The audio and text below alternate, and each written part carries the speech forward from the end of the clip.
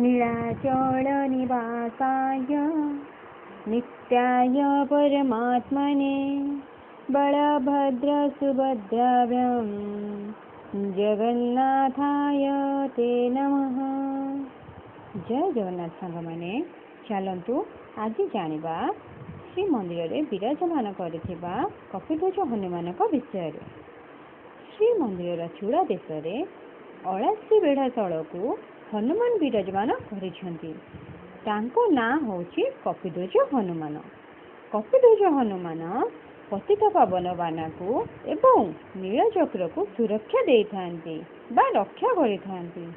चुनरा सेवक माने जेतेबेले महाप्रभुंकर ध्वजा बांधिबा को जाय थांती से सेठी हनुमान को उपासना करती, हनुमान को प्रणाम नियंती, हनुमानकर आज्ञा नहीं अलासी बेढ़ा उपरे चढ़ी चक्रध्वज उपरे चढ़ी चंद्रध्वज बांधि थांती।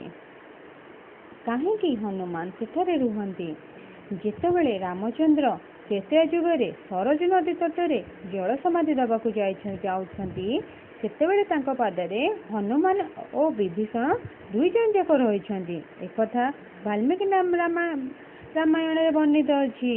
हनुमान एवं विभीषण महाप्रभु को कहउछंती आपण तो चली जीवे, आपण तो आम जीवन, आम धन, आम मन, आमर प्राण, आमर इष्ट देवता। आपण को स्मरण न कले, दर्शन न कले आमर ए चर्मचक्षु पवित्र हबनी। आपण जदि आज सरोज नदी रे जाउछंती ब्रह्म समाधि दबाकू तो आमे कौन करिबू? देख हनुमान, देख विभीषण, तमे मोर परम भक्त, तमे मोर परम प्रिय। भक्त भगवान को खोजी थे किंतु प्रिय को भगवान खोजी थाए।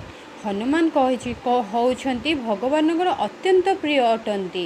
विभीषण होउछंती प्रभुंकर अत्यंत प्रिय अटंती। तेणु कहले हनुमान एवं विभीषण मु काल काल धरी मो कुलदेवता जगन्नाथ रूप रे पावन क्षेत्र रे पुरुषोत्तम क्षेत्र रे विराजमान करिबी।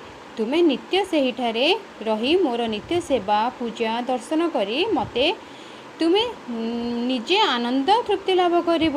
तेणु हनुमानकर एही एक साधन पीठ होउछंती पावन पुरुषोत्तम क्षेत्र श्रीक्षेत्र। तेणु काल काल धरी कपिध्वज हनुमान श्रीमंदिर श्री वत्स खंडशाल रे विराजमान करी चक्रध्वज को रक्षा करिथांती। जेते विपद आसिले मध्य से महादीप महाबात्यारे मध्य प्रज्वलित होउथाय। तेणु श्रीमंदिर रक्षक होउछंती हनुमान। आपन जदि मो वीडियोटी भल लागिथिबो तेबे लाइक सब्सक्राइब करबा को बिल्कुल भूलिबेनी। Thank you.